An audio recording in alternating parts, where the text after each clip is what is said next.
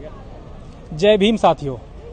त्रिपुरा हिंसा को लेकर हम लगातार लोगों से बात कर रहे हैं, एक्टिविस्ट से बात कर रहे हैं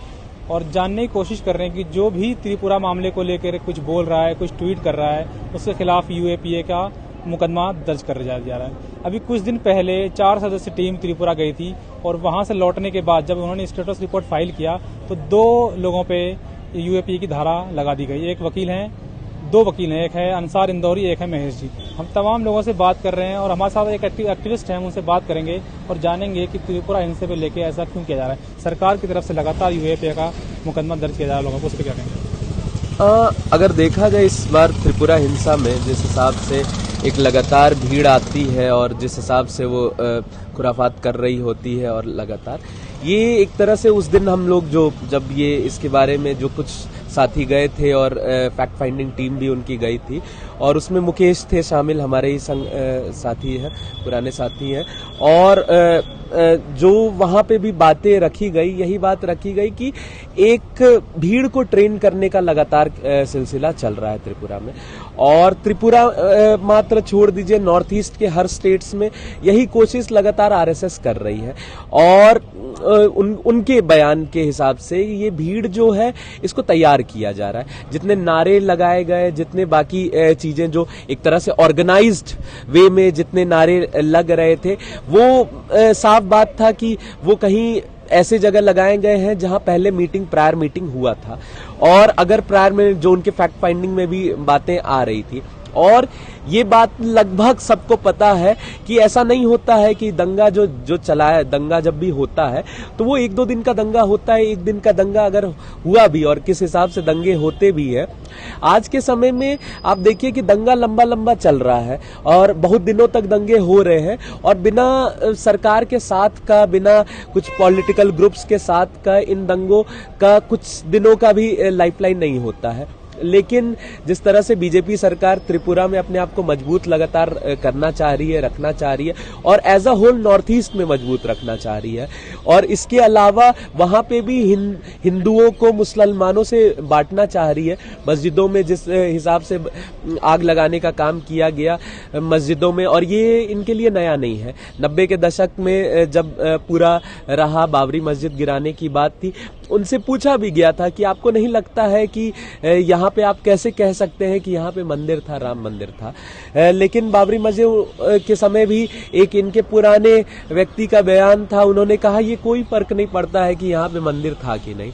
सवाल है लोगों को लगता है कि यहाँ पे मंदिर था। और अगर लोगों को लगता है तो इनकी धार्मिक भावनाओं को भड़का के हम लोग आराम से राजनीति कर सकते हैं। और पूरा आप देखिए, अडवाणी जी जब थे, अडवाणी हो चाहे जितने भी और लोग थे, लगातार इसको कुछ जगह पे इनको रोका भी गया, बिहार में जाके ये इनको रुकना पड़ा था। लेकिन आप देखिए कि किस तरह से लोग तैयार नहीं थे, लेकिन उनको हर दिन तैयार किया जाता था, हर दिन मीटिंग होता था, रथ बनाए थे, एसी वाला रथ बना था ना। विचारधारा है और जिस हिसाब से, क्योंकि लगभग 1920 में जब ये बने ही थे और उस समय भारत आजाद नहीं था, तब भी उस समय से इन्होंने लगातार यही बात किया था कि अंग्रेज हमारे दुश्मन नहीं है, जो ईस्ट इंडिया कंपनी है वो हमारी दुश्मन नहीं है और मुसलमान हमारे दुश्मन है। लगातार 1857 की लड़ाई को इन्होंने अप्रोप्रिएट करने की कोशिश की, उसमें हिंदू मुस्लिम में डिवाइड करने की लगातार कोशिश की। जबकि आप समझिए 1857 में क्या नारे लग रहे थे कि चाहे हिंदू हो चाहे मुसलमान हो, जो ये बाहरी आए हैं, जो ये बाहरी भी नहीं, मतलब एक तरह से जो ये कंपनी आई है और कंपनी का रूल चल रहा है, इसके खिलाफ हम लोग साथ लड़ रहे होंगे। और लगातार जब से आरएसएस, और आरएसएस का अब तो पार्टी सरकार में है, और वो लगातार जब से आया है सत्ता में, उसके बाद से जितने भी कम्युनल हेट्रेड की वारदातें हैं, चाहे दिल्ली दंगा हो, चाहे अलग अलग जगह में, बिहार में जब इलेक्शन हो रहा था तब का दंगा जो था, चाहे जामिया पे अटैक करने का, सीए एनआरसी के समय जो जिस हिसाब से एएमयू में और बाकी जगहों पे माइनॉरिटी इंस्टीट्यूशंस पे अटैक करने का पूरा सिलसिला चल रहा था, ये इसी चीज को लगातार और आगे त्रिपुरा में भी बढ़ाना चाहते हैं। और जब ये त्रिपुरा में इस चीज को बढ़ाना चाहते हैं तो कुछ फैक्ट फाइंडिंग टीम अगर जा रही है या कुछ लोग अपनी बात रख रहे हैं कि ऐसा हो रहा है, इनको लग रहा है कि अंदर अंदर बात हो जाए तो त्रिपुरा भी कॉम्युनल हो जाए और किसी को पता भी ना चले। और ये एजेंडा ये इस हिसाब से करना चाह रहे हैं, लेकिन कुछ लोग जाके जब इसको फैक्ट फाइंड कर रहे हैं, कुछ सोशल मीडिया से भी पता चला था और उसके बाद फैक्ट फाइंडिंग टीम गई थी, और जब ये गई तो इनको डर लगना शुरू हुआ कि शायद हमारी असलियत बाहर आना शुरू हो जाएगी। और इसीलिए अब ये यूएपीए इस हिसाब से, क्योंकि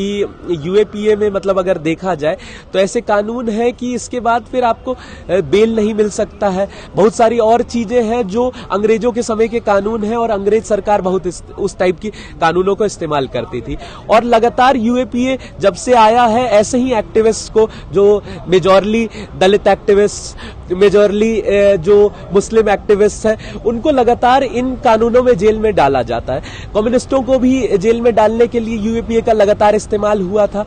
और इसी चीज को ये फर्दर अप कर रहे हैं। और लेकिन मेरा मानना है कि त्रिपुरा वापस से इन लड़ाइयों को लड़ेगा। जितने भी एक्टिविस्ट हैं, जो चाहे वो जेल में है, चाहे जेल के अंदर, जेल से बाहर, इन लड़ाइयों को लड़ेंगे और यूएपीए के खिलाफ एक लड़ाई को मजबूत किया जाएगा, चाहे यूएपीए हो, चाहे सेडिशन हो, और इस टाइप के जितने काले कानून हैं उनके खिलाफ हम लगातार लड़ाई को मजबूत करेंगे। बीजेपी के आने के बाद भीमा कोरेगांव का एक केस हुआ और भीमा कोरेगांव में आप देखिए जिन्होंने असल में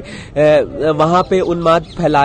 वो आज भी बाहर है, लेकिन जितने भी एक्टिविस्ट थे उसके खिलाफ बोल रहे थे उनको जेल में डाला गया। उसी तरह से अगर देखा जाए तो दिल्ली दंगा में किस तरह से मुसलमानों पे अटैक लगातार हो रहा था, और जब मुसलमान अपने आप को बचाने के लिए, या जो भी जिस हिसाब से उन्होंने बोला हम प्रोटेस्ट का सहारा लेंगे, उनको बोला गया कि इनको अगर है तो गोली मारो सालों को, और लगातार ऐसी ऐसी बातें हो रही थी। और ये एक मतलब ये आरएसएस का पुराना एजेंडा है कि हमारे दुश्मन है ये लोग, और ये वापस से मनुवादी जितनी भी व्यवस्था है इसको सेट करना चाहते हैं, और उसको सेट करने के लिए सबसे मिलिटेंट फॉर्म है उनका। और इतनी मिलिटेंसी के बाद आप देखिए सबसे पहला अटैक मुसलमानों, दलितों, ट्राइबल्स पे, झारखंड में ट्राइबल्स पे लगातार ये अटैक कर रहे थे। मेरा मानना है कि विपक्ष को एकजुट होके इन सब बातों पे सड़कों पे लोगों को लाना होगा। सड़कों पे ही विपक्ष एकजुट हो सकती है, नहीं तो पॉलिटिकल पार्टीज का केवल मीटिंग हो जाए तब जनता एकजुट नहीं होती है। तो एकजुटता ही इनको हराएगी, एकजुटता से ही इनको खत्म किया जा सकेगा, और एकजुटता से ही वापस हम डेमोक्रेसी को स्टैब्लिश। जितना हम डरेंगे उतना हमको ये डराएंगे। प्रोफेसर का लगातार आज के समय में जिस हिसाब से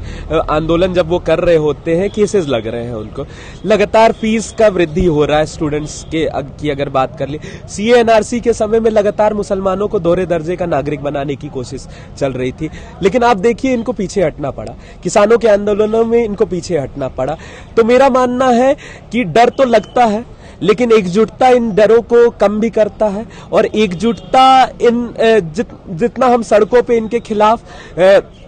लगातार आंदोलन कर रहे होंगे, इनको पीछे भी हटना पड़ेगा। यूएपीए भी खुद ही हटाना पड़ेगा, और इनको अगर हम जब तक इन आंदोलनों को मजबूत नहीं कर रहे होंगे, ये हमको और डरा रहे होंगे।